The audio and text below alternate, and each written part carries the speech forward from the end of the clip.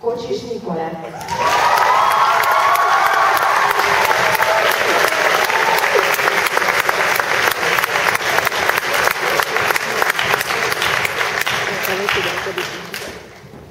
Lakatos Andrea.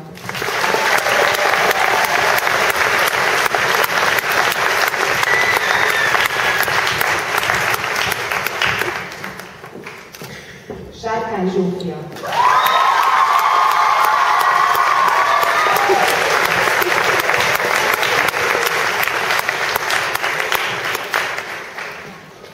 Panicek Valentina.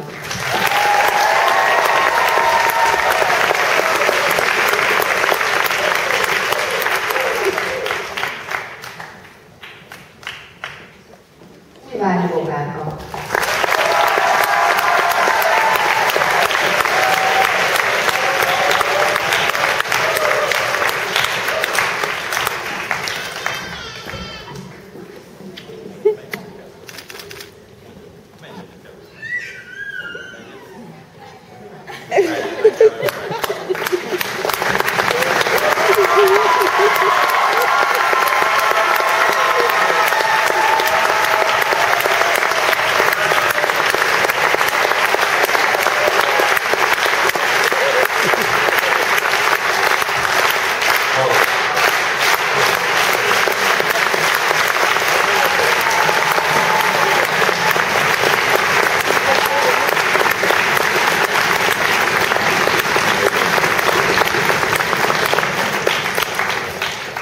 Nagyon érdekes ez a mai nap,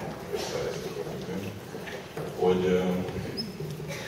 azért kértem a kis zöld borsot, mert én csak így hívtam, mert hogy jöjjön előre.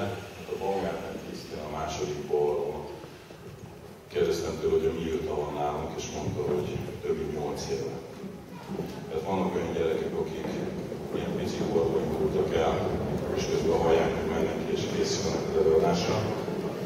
És hát olyan dolgokat táncolhatott, mint szivárványos a polgármesterből, sok minden olyan szó volt, amitől úgy gondolom, hogy több lett. És bízunk abban, hogy talán neki lesz lehetősége, még sok növendéknek színházban elhelyezkedni. Ez az év, amire legbüszkébbek vagyunk, az az, hogy lehetőségünk volt arra, hogy a Megasztárban minden egyes adásban egy előadást, egy táncot táncolhatunk.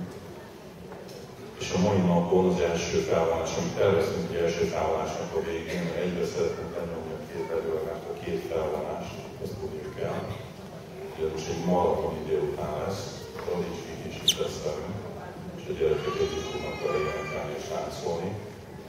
És amit szeretnénk mondani még, hogy bízom abban, hogy ugyanilyen lelkesedéssel fogunk találkozni, és ami legfontosabb, hogy ezen a szent színpadon több mint 22 előadást nyomtunk be a Diótúr előadásból. Több mint 13 000 néző látta az előadásunkat, a Madás Musical Tánc Zeneművészetiskola előadását. És bízom abban, hogy az önök segítségével egyre több tehetséges gyerek fog majd bekerülni a különböző előadásainkba. Amit szeretnénk mondani, hogy nagyon szépen köszönöm, hogy hozták a gyerekeket lendületlenül. Köszönjük azt a sok biztatást, amit évközben önöktől is kaptunk. És bízom abban, hogy jövőre is ugyanezeket a biztatásokat önöktől megkapjuk. Nagyon boldog napot kívánok önöknek. És amit szeretnék mondani, hogy akik még egy hasznos információ nem iratkoztak be, azt még hétfőn kedden megtehetik, mert meg azt látomhaton keresztül több mint 2000-en klikkeltek háziskolánk, és 20-án van felvételünk. És szeretnénk addig tudni azt, hogy hány növendékünk az, akik folytatva tanulmányunk jövőn állunk.